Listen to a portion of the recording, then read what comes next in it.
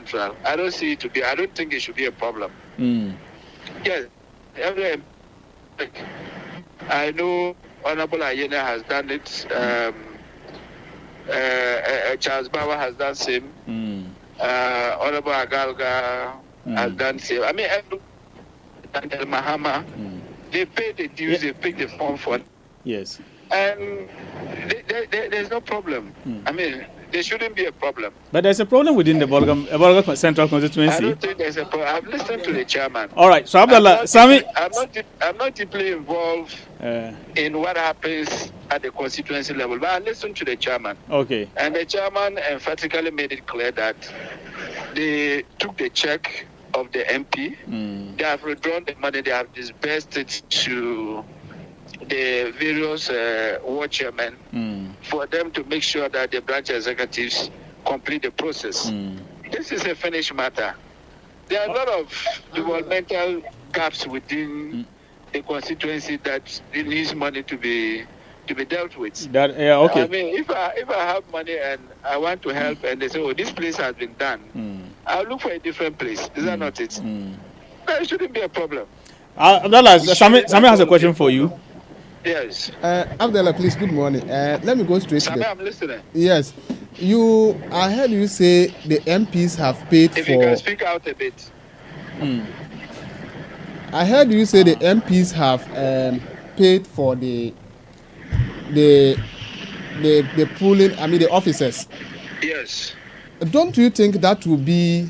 it will cause favoritism in terms of, because you are going for a contest, why don't you allow them to pay? If you pay for them, are you not in a way buying they are the people who help them. They have been working for them. No party executive is paid. So if there's a financial burden on the executive, I think it's just around 109, between 100, I think 110 Ghana cedis maximum per person. Okay, the dues is around 96 plus the form 20 cedis. So that should give you how much? 116, right? If my math is right. I mean, this is a financial burden that is coming, that is supposed to be absorbed by the polling station executives. These are people who have been working day and night for the party. Then they work for the MPs. Okay? Yeah. They work for the party and the MPs. These are people, we send them to greet funerals who did the campaign and have still been campaigning, spreading the good message of the party and government for free. Nobody pays them a dime. So if there is a little burden that is going to be slapped on them, and the MP says, look, the fact that you have been working for us, we appreciate your effort. Let me absorb this for you. What is wrong with that? What happened to fair competition? What happened to fair competition, especially when you are going for the primaries? But it doesn't still prevent any other person from contesting, does it? That is why this time around we didn't. We are not selling the forms in a hard copy form where you have to go to somebody and pick it. You can go online. Maybe you don't understand. Let me explain. You know, your elections, especially the parliamentary primary, starts from, it includes the executive, from the polling station to... the presidential as well. Good. From the polling station to the constituency to the regional. Now, if an MP pays for the polling station, don't you think they are indirectly buying their vote? Why should that be a buy of votes? 100 cedis. People cannot be that gullible. 100 cedis cannot buy anybody's votes. It's a help. Yes, put together, the money might look big. I think in the case of Bolga Central, it was about 155,000, if I'm not wrong. Apart from that, I mean, how much is 100 cedis? Who buys anybody's votes with 100 Ghana cedis? Who knows? Maybe. Oh, no. That can't buy a crate of beer. It can't pay anybody's child school fees. We saw the... Delegates are expensive. If you want to buy them, they take something handsomely. That I can tell you. If they are voting for you to be called, they like you, they vote for you without any fear or favor. But if you want to buy them, you must buy them very well, not with the 100 Ghana cedis. Right. We saw the check issued by the MP And whether it was typo error or deliberate, it was cleared. Whatever it was, the money was cleared and distributed. I saw your station make a story. Your reporters were there to cover how the monies were distributed. So whether the L was omitted, the GA was omitted, the check was eventually cleared. Okay. Yeah, that should be the problem of a bank.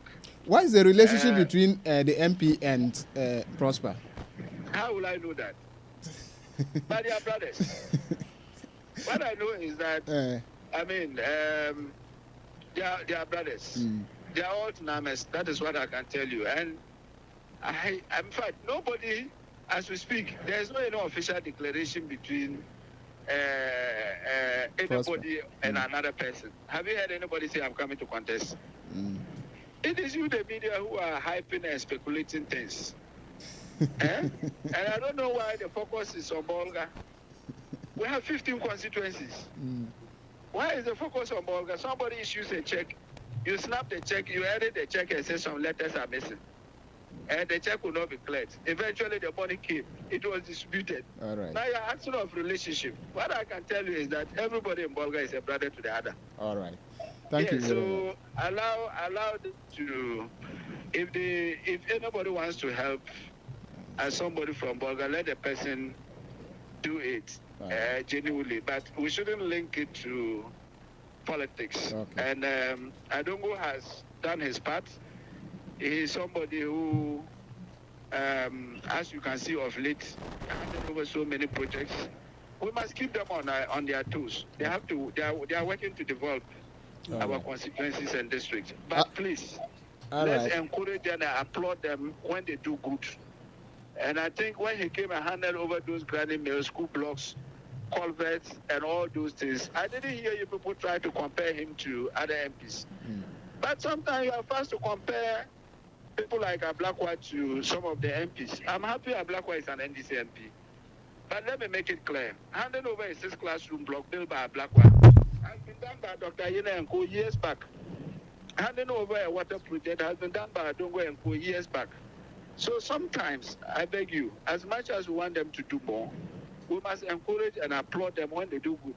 And I think on this note, the MPs are doing their best and they need to be applauded. Thank you. We thank them for all the initiatives they have brought. The Get Fund projects, yesterday I heard somebody, let me just land, say that, Get Fund has always been there. Get Fund has always been there. When the MPP were in government, how many projects did they bring to the region? We have had over 100 projects. 100 separate projects. Okay. You don't think that is a plus? All right. So we will bring you in studio so that we'll have an in-depth analysis of what you are saying. But thank you for your time this morning.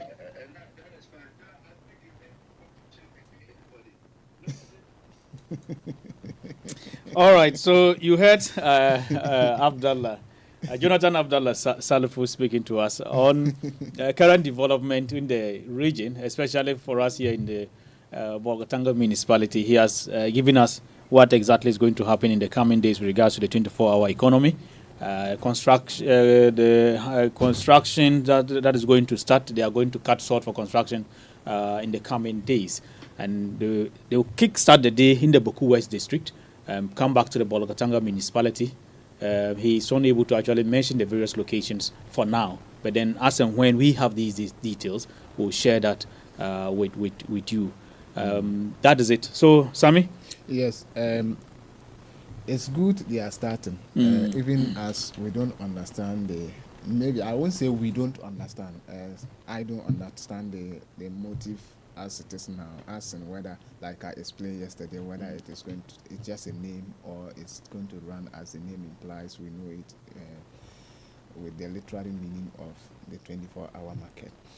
Having said that, like I said yesterday, markets are good, but this time we have seen, in the past we have seen projects constructed in a manner we didn't like. And I think that everybody's eyes are on the ground and ready to hold the government accountable. And so whilst they are constructing this market, we should try and put our eyes on them and make sure they are constructed in a manner that fits the description. when you go to any construction zone, there's always, the contractor must always display a signage indicating the project specification and the details of it. So everybody should put their eyes on them and make sure they do the right thing. All right. Sammy, we have Honorable Peter Yimbisa on the line. To speak to us on this new development. Ask him. Hello? He has Dodgers. Hello? Hello? Yes, Honorable, good morning. Why did you mention my name and laugh? And I heard somebody also laugh at the background. Honorable, I'm the one now is asking you, why do you dodge us? We don't see you again. Sammy is asking why you've dodged us. You've done Nasulia. You've done Nasulia. What? That you've done Nasulia. We don't see you again. No problem. Yes. So you have to be moving with us. Yes. How is it going? How is it going? Oh, we are fine. We are fine. Yourself? Not bad at all. We thank God. Yes. So we just had an interview with Abdallah on regards to the cutting of salt for the 24-hour economy market for within the region. He has mentioned that the Zebila, the Boku West area, will be cutting salt today, Bolga Central, and that of Navrongo and Sandema area. You have something to say about it with regards to this particular initiative that the government is starting? Well, in ordinary sense, if we want to build markets for people, it is very good, a good initiative. If we want to construct market for a certain location, particularly in areas that have some kind of a large market, like Obisi, like Zebila, like Boku itself, like Bolga, and perhaps Bongo, I think, and Zongo, I think it's welcoming news. Okay. So my initial comments are that I don't have a problem with the construction of market. It adds up to development for our people. The challenge I have is the name they give it, 24-hour market. 24-hour market. That will mean that those markets will operate 24/7.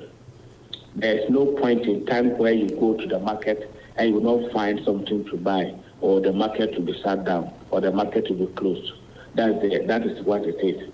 But if we check all markets within the Upper East region, there is no market that operates 24 hours.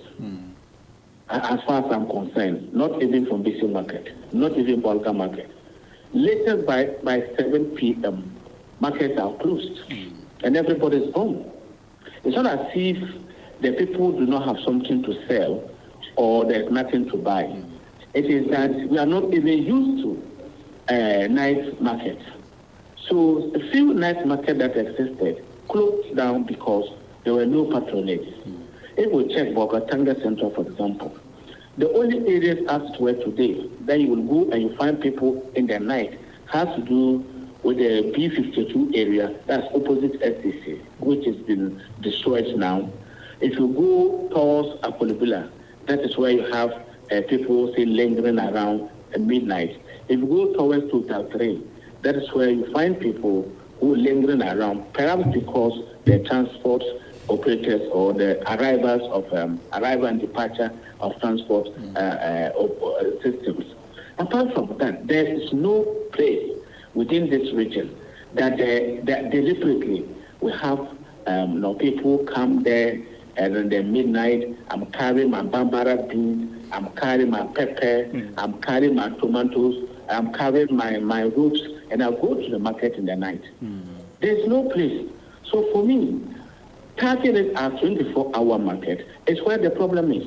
Yes, they can as well have schools, hospitals, pharmacies within the vicinity of the market. But you will not have people patronize it.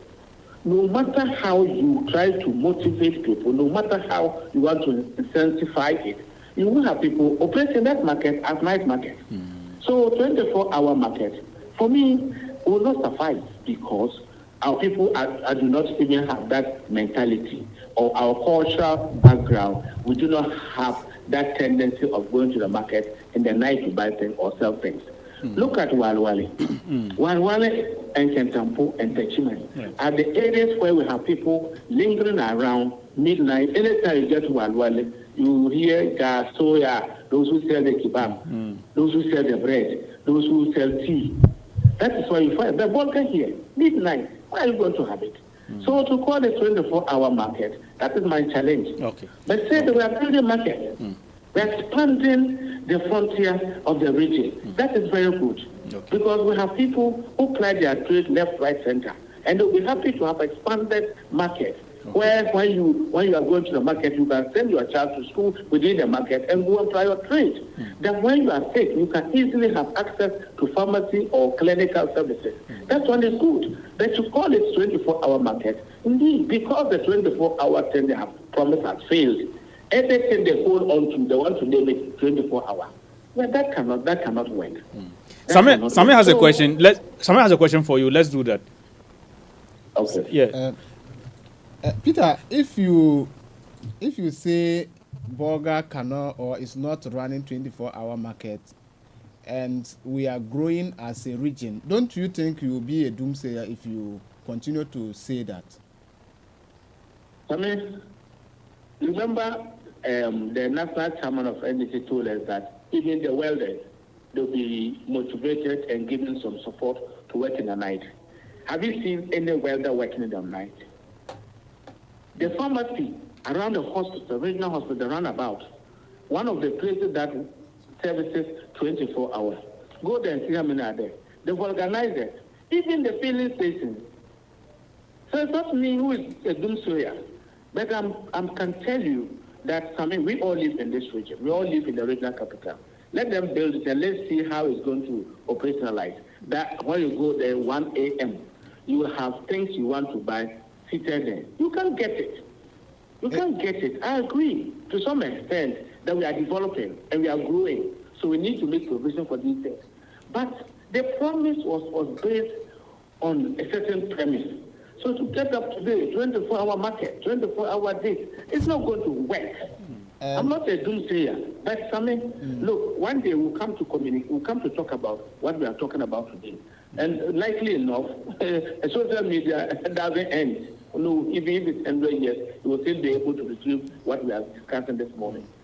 So I don't think that, for me, market, fine, it's good. Expand the market is good. Build new market is good. But to name a 24-hour market is my problem. Okay, so do you also have an issue if the name 24-hour is just an initiative, just because the market is going to be built another initiative, but not exactly running 24 hours? Do you have an issue with that? That will be deceptive, my brother. How? That will be deceptive. That means I've deceived us. You know, because they use the 24-hour economy to scam Ghanaians and get their votes. Anything they hold on, they want to call it 24 hours. Because the 24-hour economy itself is not working. I have not seen any 24-hour thing working in this region. So they now want to create that thing and call it 24 hours so that when you talk, oh, we have 24-hour market. It's just deception. It won't work. It won't work. You remember somebody, when the former regional minister, Tony Yakubu, made a talk about farming in the night. You remember in the Nabdam area? You remember what the NDC told us? You remember what they told us? So how can it work? How can you have all these things happen? But why are they bothered about 24-hour market? Well, we are waiting for them to cast off for the agricultural mechanization center. Why are they not doing that? The agric mechanization center is a promise. We are fast into the second season, farming season of this administration. Where are the mechanization centers? Where are they? Where are the 10 kilometers of road they promise every constituency? Where are they? Because these are physical things that you can experience, you can feel and touch.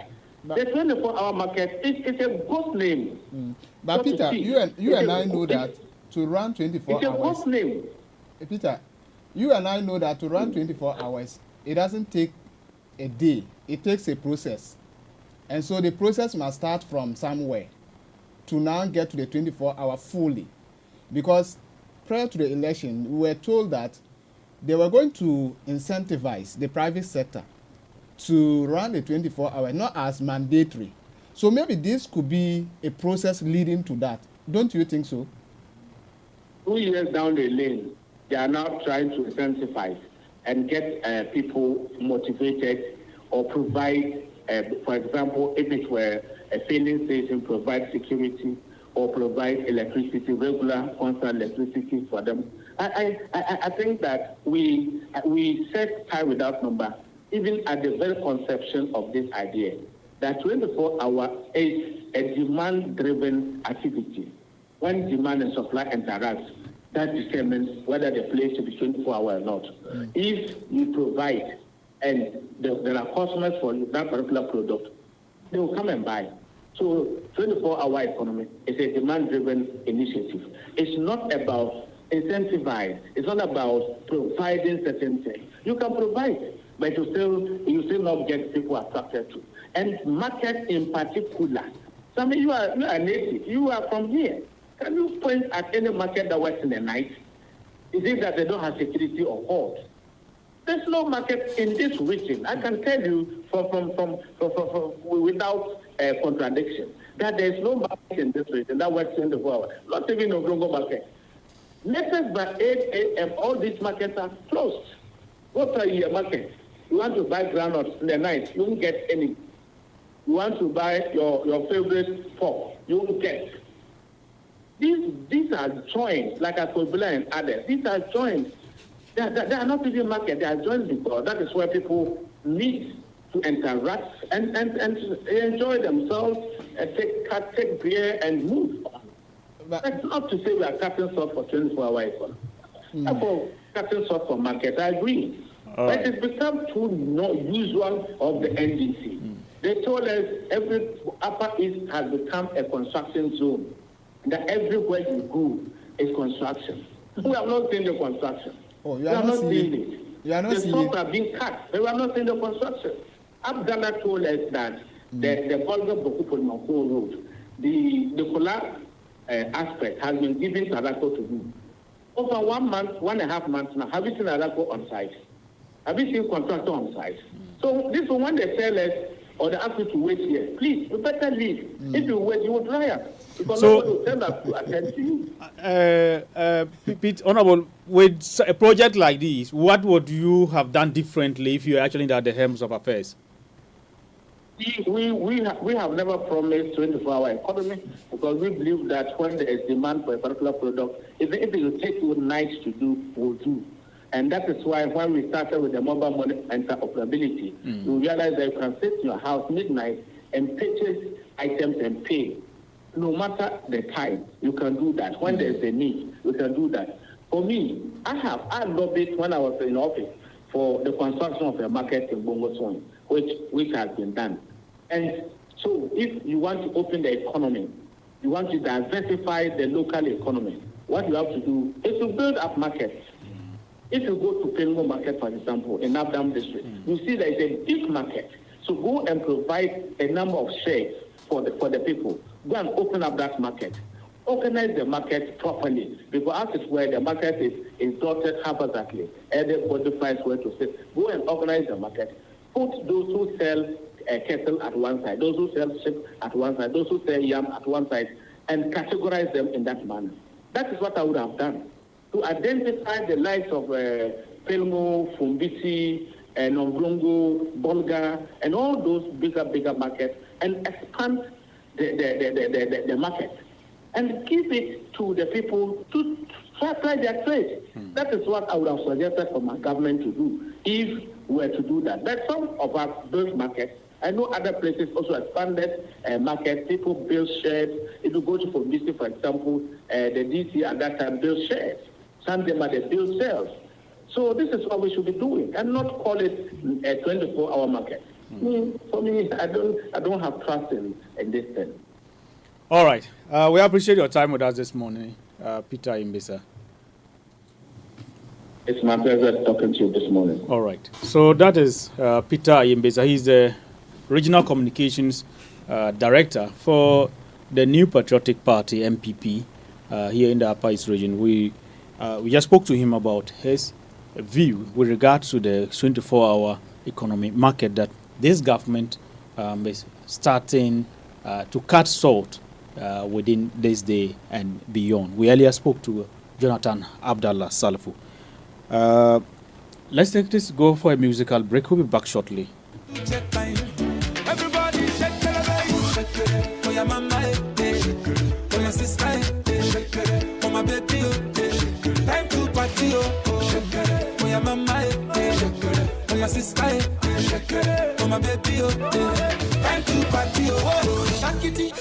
I like it when you do sharp. Back it, I like it na niko sharp. My yo yo, uchangu changama. My yo yo, usije kudanganya. The way you wanna roll it, not take on my heart. And I can't control it, not take on my heart. I say no, no need that.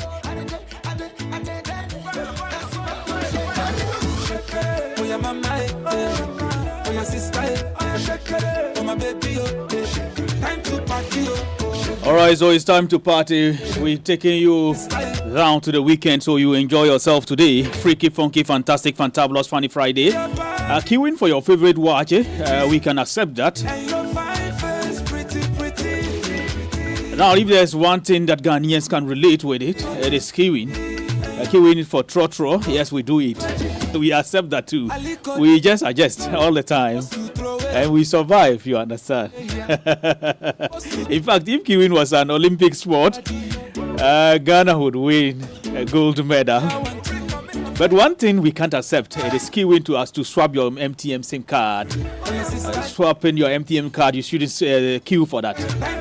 To swap your MTN SIM card yourself in minutes, visit the MTN app, my MTN app, or dial *1333# *133 again hash, and do that as soon as possible, quickly, just within minutes, and you are sorted. No more standing, no more sweating, no more who'll be the last person. And you go queue them, put some stone before the chair top. Oh Charlie, things are happening though. So for MTN there, just go do them yourself. So download my MTN app on your phone and do that for yourself quickly. Or you can also dial *1333# and do the swapping yourself. Do it yourself. Simply swap it everywhere you go. MTN, everywhere you go.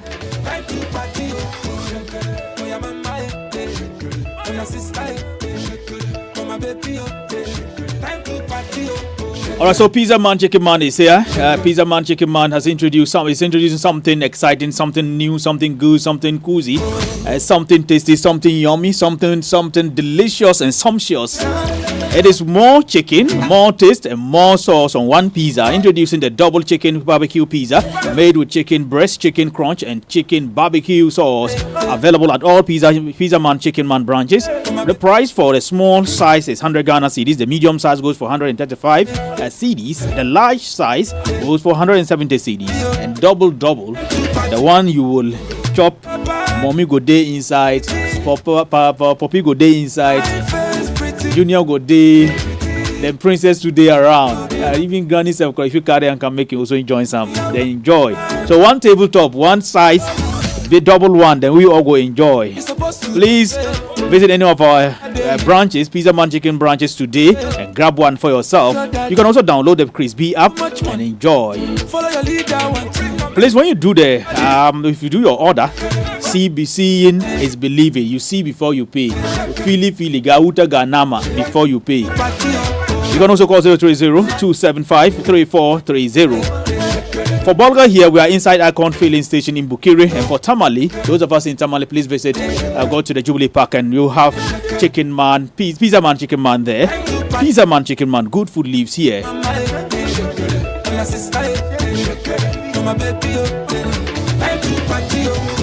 For this my party, man ya plenty oh.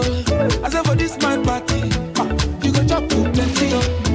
Where my woman, we supposed to the party oh. No time to check time. Everybody shake it, shake it. Where my mama, where my sister, shake it. Where my baby oh. Time to party oh. Where my mama, where my sister, shake it. baby, oh, eh. Time to party, oh, oh, yeah, mama, eh. Oh, my sister, eh. Oh, my baby, oh, eh. Time to party, oh, oh, yeah, mama, eh. Oh, my sister, eh. Oh, my baby. All right, so we are getting into the rainy season. We're preparing ourselves. We are arming ourselves very well. This morning, we want to spread our tentacles and get to the ground, get to talk to farmers.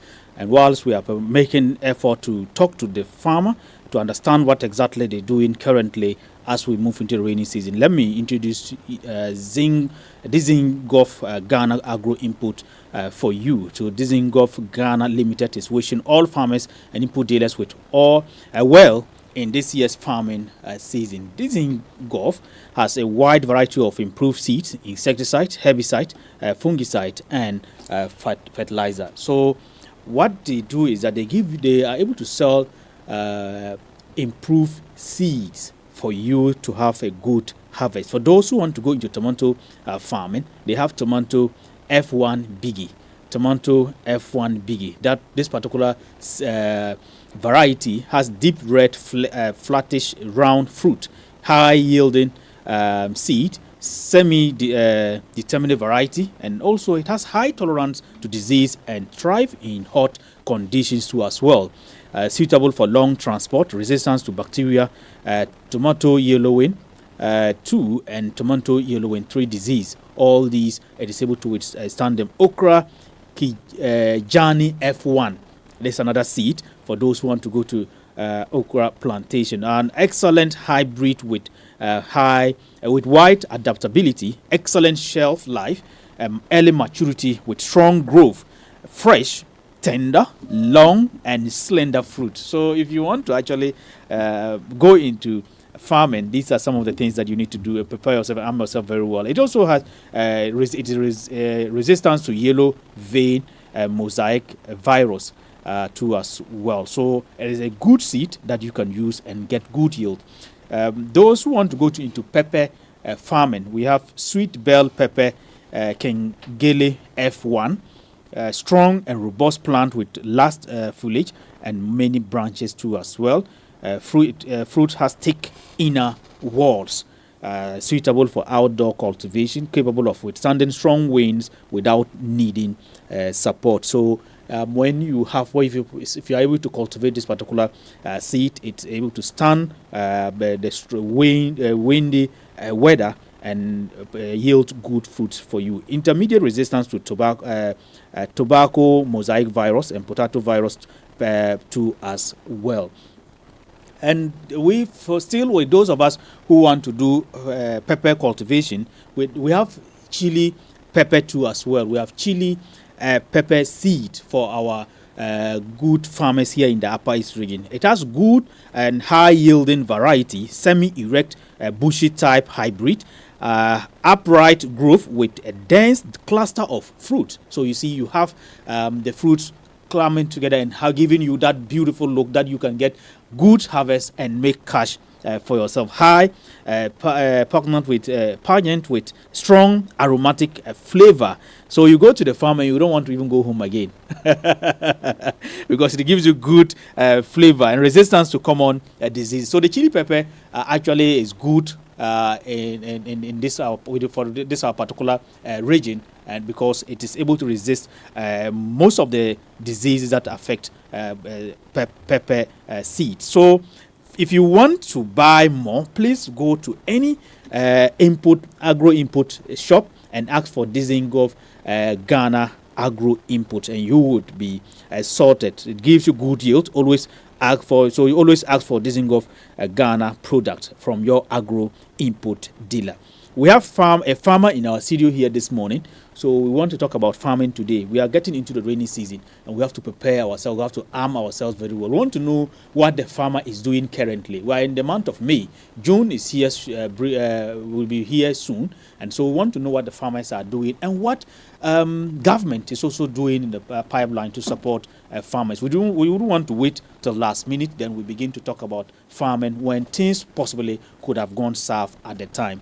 We have our reigning king, the best farmer for the for Bolga municipality, He is a good friend of A1 Radio and Bolga FM. He has been consistent in giving us everything that we need in terms of community level development, because he is an assemblyman for Bolga, Zare West. Let me say Zare West as electoral area, and he's also a farmer, a serious farmer, and that earned him that bragging right, making him the best farmer for Bolga municipality. Honorable Anyoka Atotue Sule is in our studios. Honorable. Yes, sir. Good morning, and welcome. Thank you very much. Yes, hope you are doing well. Okay. Yeah. That's why when you call, Yeah. I quickly respond. Nice, good to hear. So, tell us, as a farmer, what do you do? What are you engaged in? Saying then we get into the preparation, let's get into the season specifically. Thank you. Mm. Good morning to my charity viewers and listeners Mm.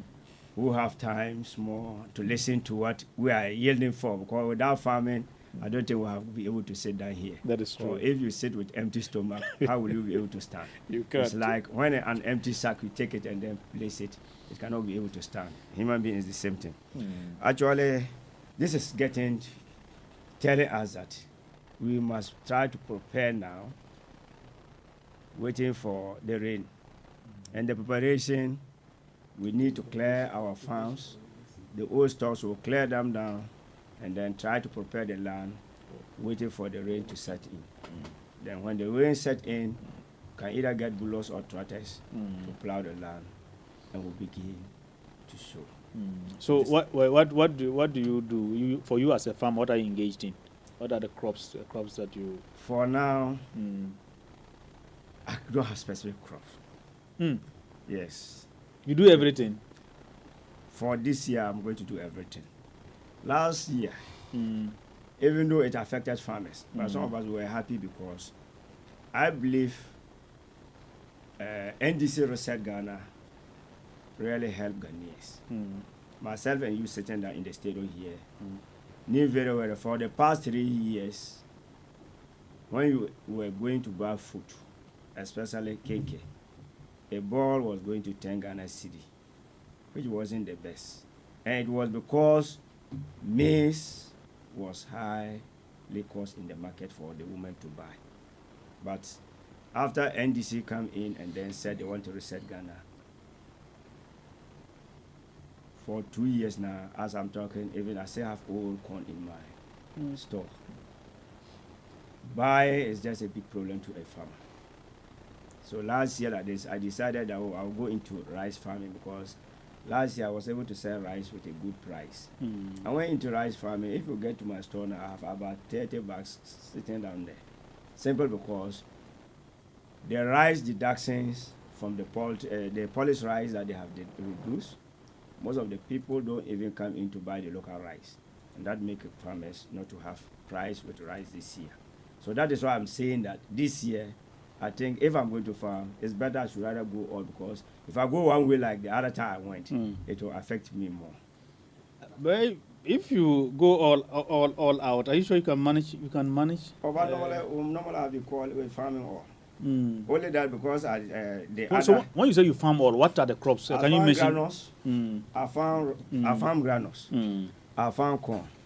I farm millet, and I also make sure that I farm rice. And because last year, as I said, the prices didn't favor me on the corn area, I decided to go into the rice. That's why I said this year I'm going to farm all. Okay, Sammy has a question for you. You said the NDC came and the reset is helping you. It's helping the end. Yes, why I'm not saying that it helped me. I said it helped Ghanaians.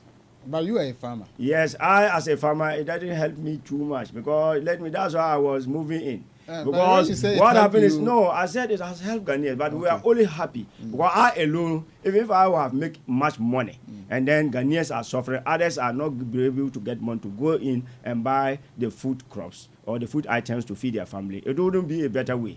So it helps people, but with the family, we are crying. And the reason why we are crying, one, when food prices fall down, the fertilizer and then other chemicals that we buy in terms of diseases we can control are still high. If this and the fertilizer and other chemicals will have reduced, we the farmer will have not have much problem. Because as today, as I'm talking, if you are going into the market to buy a corn, it's 350. And if you go in to buy fertilizer like Yara, it's 500. So it meaning one bag cannot be able to buy even a bag of what? Fertilizer. That is why I'm saying that even though there are such help, but in terms of farmers, we are suffering. Okay. Yeah. All right. Now let's look at the everyday farmer in our communities. You are from Zanre. So like in a typical community like that, getting into the rainy season, this moment, what are some of the activities? What are things that farmers do engage in? We have to start now engaging in by clearing our stocks. When we clear it down, then some even normally try to burn. But my advice to them that they shouldn't burn. Because when they be on the ground and dispose, it adds fertilizer to the land. Okay. But when you burn, you rather cause more hazard to the land. Which sometimes when you even plant the crops against where you burn, sometimes they will die or they will even change the color. So this period, we are trying to prepare the land, waiting for the rain to set in. So you're preparing the land. Yes. What do you have other things doing? Well, after now, everybody needs to also start organizing what crop am I going to farm. Okay. And the type of crop that you want to farm will depends on what to prepare. For example, if you want to do corn, if you sow corn without fertilizer, you will not get any good yield. Okay. If you want to sow rice, if you sow rice without fertilizer, you will not get good yield. But for the millet and then other cereal crops like granules, that one, it doesn't need fertilizer. If you have and give, fine. If you don't even give, you will still get a good yield. Depend on how you'll be able to weed, control the weed in your farm. So for now, farmers, we are thinking of how to get money to plow the land, how to get money in order to acquire fertilizer so that we can be able to apply when it comes to fertilizer season. Because when you, at the moment you sow, for example, corn, 2 weeks, you need to apply first fertilizer. Okay. If you really want to get a good yield, 2 weeks exactly, you need to apply fertilizer. Then, the 4th to 5th week, you apply your second fertilizer. And then now reel around it so that you can protect it. So when wind is blowing, it will not fall. But if you apply fertilizer within the 4th week, you said the second, okay, The second week. So after 2 weeks again, Yes. after 2 weeks or after 3 weeks, Yes. after that, you can go for the second application. The second fertilizer, yes. What results you get in doing Because that? normally when corn grow to a certain level and you give fertilizer, it doesn't see it. And the corn growing depends on the strength of the corn. So at the moment you You give, mean the stock? yes, the end of the stock. yes, that's what I'm saying. The stock of the corn. Okay. That is what depends the type of yield you get. But when you don't give fertilizer early, and then the stock is not thick enough, it will not give you a good yield. But when you give fertilizer early, it tries to take the fruiting and then other things in addition. Then you the stem alone, when you see it and you give it fertilizer early, some corn is even there, you get at least 3 or 4. Some do. When a corn make 3, definitely 2 you get. When a corn gets 4, definitely 3 you get, simply because the last one, before that one will be able to mature, the other one will be dry and you have to harvest. So operation, the apply of fertilizer very early for this crop is very important. So when you don't prepare fertilizer and then you sow before after 2 weeks, and you will now give the fertilizer, it will not be able to do well like when you give it at the appropriate time. So we are in May now. Yes. Are you able to maybe immediately identify some of the things that happened last year and this year, what you are doing to change that? You already mentioned some few things in your intro, but I want us to go deep into it to understand last year's challenges, some of the things that you experienced at the time, and you think that there's a new thing that you want to change in this season. Okay, actually, last year, like this, for example, farmers in Upper East here, especially Bolka municipality, will suffer a lot because there was no any fertilizer given to any farmer. Okay. And simple because normally the government help fertilizer to this our small farmers. Usually help most of them. But last year, Bolka municipality, we didn't receive any fertilizer from that.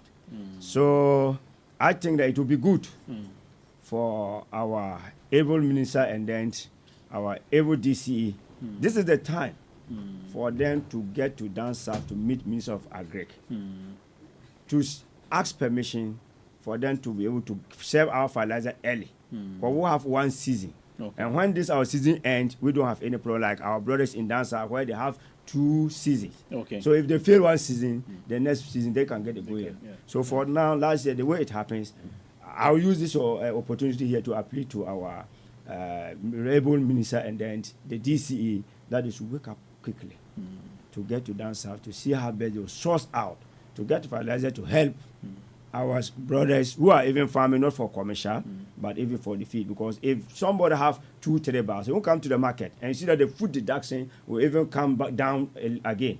So it will be good for them to do that. Second, we didn't get any insecticides. Okay. Last year, like, if there have been much pests, this I say armworm, a fall of armworm, I believe to have destroyed many farms who may not have money to buy any the chemicals to control. So I think that it will be good for them to liaise out with the regional agric director, and then they'll see how best they're passing all these things, and then they'll move down quickly. So by this month ending, June, even if we are not getting by the June to June ending, fertilizer should come back down, and we hear that our government have come to help farmers on farm this fertilizer, where most of us will be willing that if they do it, it will help.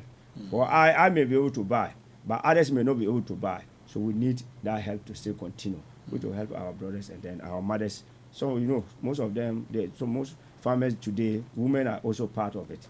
And it will help all of us so that we'll be able to achieve the goal as we are expecting that coming season, we should get a good year. Last year, like this, as we are also saying, the rain party is another thing.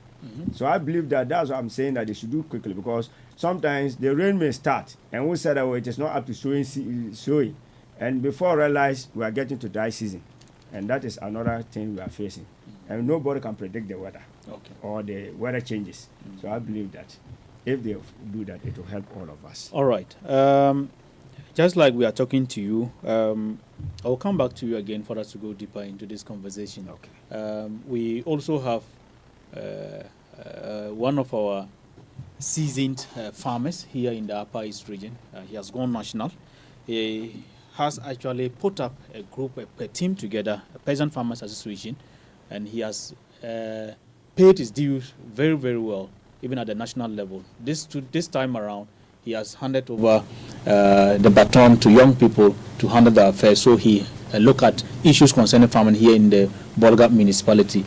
Reverend Honorable John Akarbo is in our studios here. I'm excited to talk to you this morning. Yes, you wearing all the armor and the clothes. Yes, honorable as former honorable assembly member and the Reverend Minister of the Gospel. Yes. So this morning we want to look at farming in our jurisdiction here. We are getting into the season. We don't want to wait till last minute. Then maybe things will go bad. Let us understand at this moment where you sit and from your experience, what are some of the activities that farmers should be engaged in at this moment?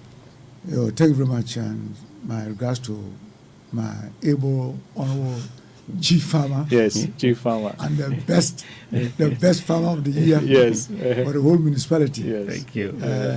Actually, he's from our community. Okay. He's my son. He's your son. So I think so this one today is father and son. We say father and son. My labor in bringing up farmers organization is not in vain. Wow! Congratulations. I got a son coming out as the best farmer. Yes. Yeah. Okay. The whole thing is that normally we talk a lot. And we do little. That's true. I just came around, so sorry I'm late a bit. But when I came, I met the party was talking about the delay in delivery of inputs and other things. Government, as I've been saying, the people who are working, government are planners. They are the think tankers. They are the policymakers. But the farmers are playing action. Yeah. All what they are doing, they are sitting in their offices writing long things and so forth. Yes, I had a document which is about 65-page document. I think I'll share it with you before I even leave here. And you sit down, ask yourself, All these things, they sit in the office and then they are planning. The farmer is working. The farmer has no time of whatever he's doing. They are collecting data all over. Where are they even getting that data from? Government don't have state farms where they say, oh, they are conquered because of the state farms. They are targeting 1,000 acres, 2,000 acres for this, 10,000 acres for this. They don't have state farms. It is the farmers that they collect what they have been able to put in place. Then they come out and then put on document that this year they have produced 1,000 acres. Government don't have a farm. Okay. Apart from the old days where we used to have state farms, where you can do accurate data, and then you can do accurate evaluation, monitoring, and then you come out to evaluate and say, oh, we have got this. Today it's not like that. Okay, so I would want us to, we'll get back into this particular issue concerning policy and aligning policy with the exact practice on the ground. Yeah. This morning, for a farmer in a rural area listening to us this morning, what should the farmer be doing? It is not new to our farmers. We always sometimes just need to add a little to remind them, but it's not new. When you go to rural areas, all farmers, those who are real farmers, they have already started preparing their lands. Okay. They have prepared their lands. As I sit here, I'm now yet to start organizing what? Manure, so that I'll prepare and then get my lands ready and then start to arrange how will I get traction. That is where am I going to get a tractor? Where am I going to get bullocks? That is what I needed. And as for the seed, we are already on the seed. We don't wait for anybody. We already arrange our own seed and so forth. So when government comes and says, oh, we are importing this seed, we are showing this, it's always a joke. Me, I don't value those things. They are only there to supplement. If I don't have my seed at this time, do I wait for the rains to come before I go and search for seed? If it comes to search for seed, maybe because of our numerous funerals and so forth, we might have exhausted everything. And what we do is that seed will go into bag. Farmer supports a farmer. As for seed, there's no farmer that will go to another farmer that, please, I'm short of seed. I will not support you the seed. He will. That's what we are doing. That's why we have been talking as President Farm, we have been talking against these NGOs. We have talked about this NGOs. The GMOs? Yeah, the GMOs. The genetically modified organisms. We have been talking against them. Because you cannot store those things to give to support your fellow farmer. That's what we're talking about. So we are set. As we speak right now, we are only encouraging farmers that they should stop, and our community leaders, that they should stop the funerals. They should stop the funerals. And then go back and start preparing their lands. And then go back and start mending their wretched homes. Then go back and start organizing their manure that they want to broadcast. They should start arranging for where will I get bullocks to plow for me? Where will I get a tractor? They should start arranging that now. We don't want to waste. When rain comes, because of its erratic nature, you can't predict these days. Rains will come today. We'll say, oh, let's go out and do sowing. Then later, it goes at the time that it needed the rain, then it doesn't come again. The farmers begin to blame you. Okay. You asked us to do this. Have you seen? Our farmers are withered.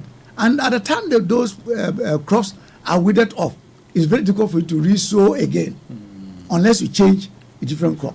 Okay. So I think our farmers, but when we do it unanimously, all of us do it in uniform. The question of rain, I think nature is so wonderful that you will never disappoint us. Okay. If all of us go into so at the same time. And then our only problem now is stray animals. That's the biggest problem, which I think the assembly should wake up. Okay. The various assembly members should wake up. It's a challenging issue. The stray animals. In the night you are going to sleep. How will you go to monitor? It's not daytime where you'll be able to drive them away. But in the night before the following day, your farm is gone. So I think that's the major challenge that we face right now. All right. So before you came in, Honorable Sule was giving us highlights of what happened last year, some of the challenges that farmers faced. Yeah. And one of them has to do with the issue regarding supply of fertilizer and that of insecticides and that stuff. For you, from where you sit, how is that a challenge for the average farmer? Where I sit, I think our challenge is finances. If it is not there, it's a different thing. But access to it, affordability, is a major issue. Okay. We don't have a problem with chemicals like pesticides and weedicides and other things. We don't have a problem with them. But affordability. Okay. And the money to do it. But we don't have a problem with that. So our problem is financial support. Government has never, Ministry of Agriculture has never supplied farmers with weedicide. They have never supplied farmers with insecticide. I don't know, as a chief farmer, if they have done it before, I don't know. But where I sit and where I've worked with farmers for almost over 20 years, organized farmers, that I mean, for over 20 years, I've never seen government supplying insecticides or pesticides to farmers. But right now, they are there. As long as we work with the agro chemical people, they are always there. It's only the means to get them. The cash. Where will you get money to go and buy is a problem. Where you want to go and buy fertilizer is a problem. But then we don't have fertilizer shortage. You go to Pitasco, it's packed over thousands and thousands of tons. It's lying down there. Simple Prince is there. The whole of agro chemical dealers in town, they have got all those things. But only the affordability and the means to go in is a major problem. That's a major problem. It's cash to buy is a major problem. Okay. But once it is there, I don't think that should be a problem for us. I don't want to come in. Yeah. You want to say something? Yes, All right. I want to say something. I wouldn't sit down here and then say something that really they are doing and I'll deny that they are not doing. For insecticides, they do give. Only it is not always enough. If when fall on your farm and you contact municipal agric office, sometimes they do come to check and give you insecticides. Only some of we the farmers, we are not fair to ourselves. Maybe it doesn't fall on your farm, but because they have come to give it to others, you force to say that, okay, I also need. And that is sometimes a challenge to us. But for them, past 2-3 years going back, they were giving. And I have benefited a lot from that. Okay. Sometimes my farm I'll ask them to come. Maybe if it is that I need at least 10. But because it is not only I alone, they can say, okay, you take 4. Then if I get money, I can now buy the rest to add myself. So for that one, they have been doing. Like I'm talking about the fertilizer. It is not the normal, they can't just say a farmer, take 20 bags of fertilizer. But sometimes they come to give 2 or 3 to a particular farmer. And you know, as I'm saying, those crops like grains, there's rice and then corn. Yeah. If you don't apply a little fertilizer, you won't get any good yield. So sometimes when they give that way, it helps them. So for that one, they have been doing. Only for the past year, as I said, we didn't benefit anything about that. Farmers in the Bolka municipality can testify that yes, last year, if there was to be any annual fall, the whole farms would have condemned. For myself, it attacked and then I contacted and they said there was nothing like any incisor that they have. So I have to go in to source as he say. If you don't have money, you cannot be able to go ahead. That's why I'm pleading that the able minister as we have, he's the man of the land. The municipal chief executive is the man of the land, and they know our conditions here. That's why I'm saying that they should be able to partner with the regional agric director and the municipal agric director for them to compile what we basically need in terms of challenges like Amware, as I'm talking of, and then the fertilizer. How can we get it quickly? Because we have one season. If this season pass and you bring it some like if they fail and somewhere. August that you are bringing fertilizer. Are you coming to help her? It is not going to help her because by that time our crops, even the earlier millet that we are not sure, but if that time you have harvested the earlier millet. That's why I'm saying that this is the period for them. So by the close ending of June, fertilizer should be able to be given. If only there will be fertilizer given to farmers to assist them, it should be able to be given to us. So we'll keep it and then when your crop is ready, you apply. So for that one, they have been doing it, but it's not always enough. So it will rather ask that they should always do it such a way it will be enough. So in case of any other big disaster, I'm going to it should come more. It yes, should come more. Like Oliver too. Yes. Yeah, that is a specific intervention, Yeah. which he's talking about. Yeah, towards the Towards eradicating towards what do you call it? this- The fall armyworm. Like the fall armyworm that we have mentioned, I think for the past 2 years, it has been so severe that Agric have to intervene. Even the government have to recruit people who go around and do the Yes. the spraying. Mm. TOs were going to go around and do those things. But as I've said, those things are specific, special interventions, okay. which I think what he has mentioned is true because nobody knows what will happen This season. this season. So if they're able to get those things in place, then it will help to eradicate anything that will untold will come about. So we don't want any disaster will come, then they will start running up and down. So I think I agree with him. All right. So but what I always say is that all what we are saying is cash. Cash. That's it. Cash. Ligri. Literally, then things will go around. Farmer needs money. So I want to come back to Honorable Sule. With regards to tractor services, how challenging? Oh, very big challenge. Otherwise, very big challenge. Most of us always so late because of sometimes tractor. If you look at the other time, I believe you call us into the studio, myself and my father, who lamented on this tractor issue. And I believe by this time, maybe if people will always want us to come here and discuss, even though our public will hear, but there will not be any action you people should take. Because I expect that sometimes when you call us here, you must also try to link up with the big man. Because who is the big man in this Upper East here? That is the regional minister. If you are talking about Bolga municipality, we are talking about what? Honorable Rola Ayong Atanga. They are the big men here. And I believe that, like the trotter, as I'm saying, the government was having policy that he is going to establish what? What was it say he is going to establish? The farmer centers. Farmer centers. Have they established it? How many years now? It is going to 2 years. We haven't heard anything about that. And that's what I was saying here. And that's why the last time I said here, I said what we have is the major is the trotters. Individual now own the trotter.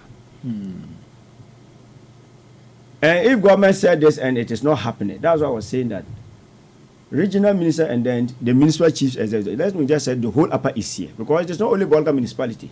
They should come together and get to the government. They should move and meet Minister of Agri. This was the policy government set. For us, our zone, it is difficult for them to be able to do their farming.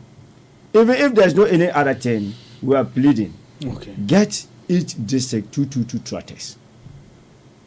So the Bolga Minister Assembly will have had 2 trotters now. They can zone it. One can be zoned from Sumburungo, get to Yorko zone. One can also be zoned from Sumburungo, the left side, back to what?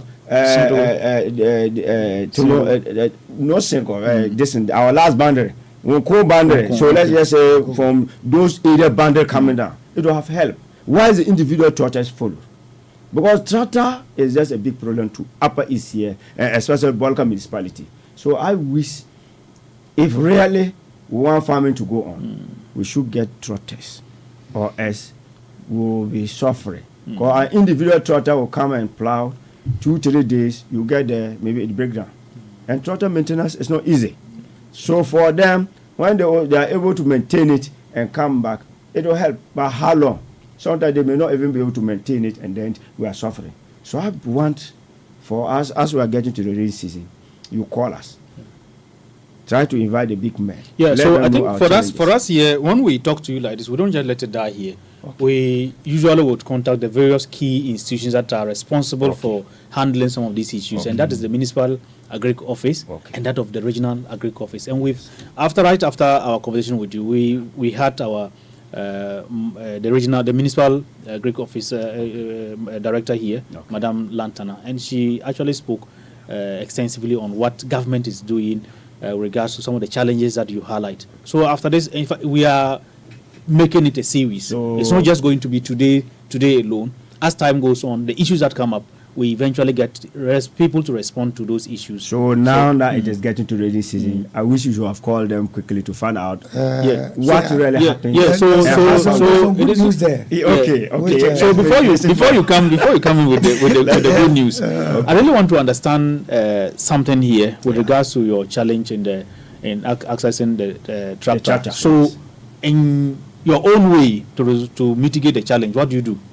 Oh, we have to either go through bullocks. Okay. That is another way. But the bullocks, how many people now even have bullocks? How many people know how to even use the bullocks to plow?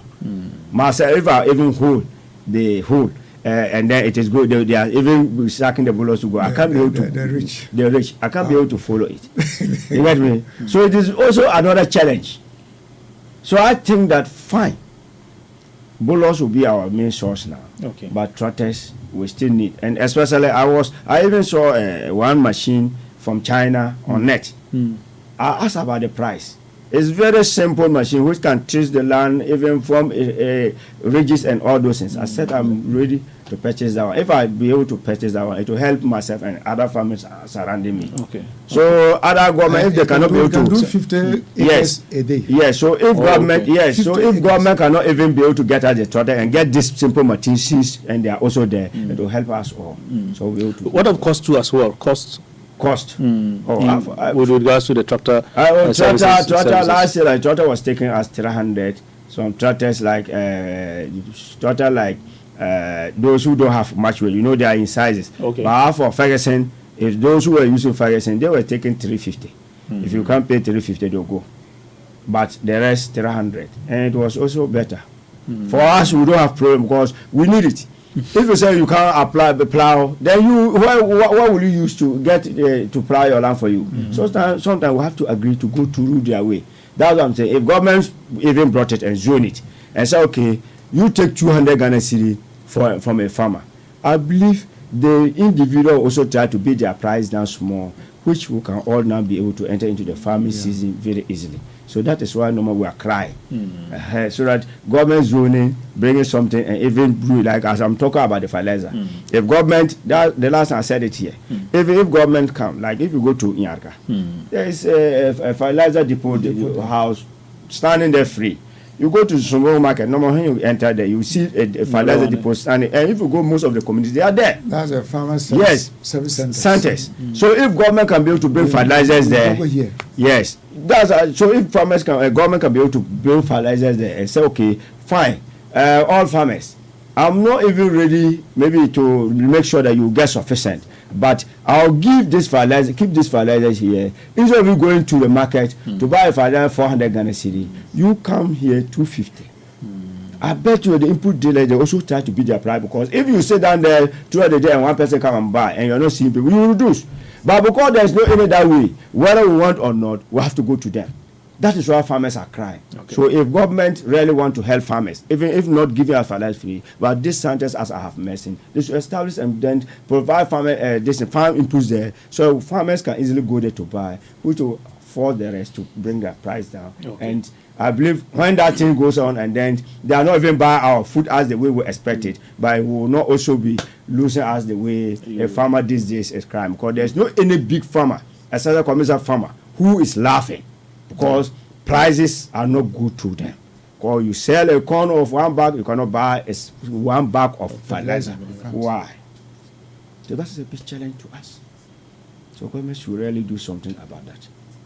So it will help all of us. People want to go into farming, but that is the challenge. Is that impacting your finances? Yes. Very serious. And I believe that's what I'm saying. For myself and my father here, if I come to you and say, help me, you help. But others are there, they can't go there. But they also want to farm. And I believe farming, even though if you don't even get any profit from farming, but the reward you get is more than the profit you are expecting. Because as now, if you farm, people who come out to help you, like the women, when they come and then if it is granules and then they plow, you always first small for them that, or you take and then go and then do what? Your shoot. And you give that woman other 10 cedi, 15 cedi, because in the dry season we were giving them 50 cedi a day. And they were really appreciating. We give them some small thing to add. So if we are not even getting. But you see that somebody taking something and say thank you, you get better reward than even what you are expected to put into your pocket. Okay. So that will really help us. So they should do something. Almost all the youth now, mine is going back to the farming. But as my father said, for the capital for us to set is a big thing. All right. The little you also get may short you on the way, simply because the inputs of the major things that will help the farm to grow are high. Okay. Thank you. Reverend, Yeah. you have good news for us. Yeah. What is that good news? Then we'll I'm get just to- going directly with the mechanization issue that he has mentioned. Mm. The major challenge for farmers is mechanization. Okay. And I think the government came out with a program that they are going to establish agricultural mechanizations all over the country, particularly the northern sector of Ghana. Okay. And I think Upper East here, they have set up 5 AMSECs, 5 mechanization centers. And I think Bolka, Bongo, Nabdam, our center is at this place, Tongo. Okay. They are establishing one mechanization over there. But as to how many tractors they are going to put there, how many threshers they are going to put there, how many combine harvesters that we have over there, how many rich machines they will have over there, I don't know yet. But I know that for sure that in Upper East region, they have set up 5 mechanization centers in the whole of the 13 districts. And we are part of the Tongo. They have set mechanization at Tongo. But as he's just saying, are the tractors there ready for us to go in for them for this season? And how are the agric officers of these regions or these districts that are combined to one side, how have they planned so that they rationalize the tractors that will be there so that at least every side can get? You don't need to put everything at one side. And before they finish their side and come to your side, maybe it is too late. Because when the rain comes today and they are yet to plant some place, before 1 week's time, they are now coming to your side and say, oh, the land is too dry. You cannot do anything. Or they'll come and then it has over-rained. That's why we say the rains are not all that regular. They are so erratic. And then I'm happy that our MP, Bolga MP, has promised to pull all his 5 tractors to the district. Okay. Purposely for Bolga district. That Bolga constituency. He said he has got his tractors, they were all at Yaba, but he's bringing all down. And I learned by now he should be able to bring them for servicing and everything. He want to put those 5 tractors at the disposal of farmers for Bolga constituency. That's why I say it's good news. So what we need to do is sometimes we as farmers too, we are not united. We talk and we don't walk the talk. As he's discussing as a district best farmer or a district chief farmer, he should be able to get in touch with Agric to know what I've got from our farmers. Because give you that award doesn't mean that it's his award.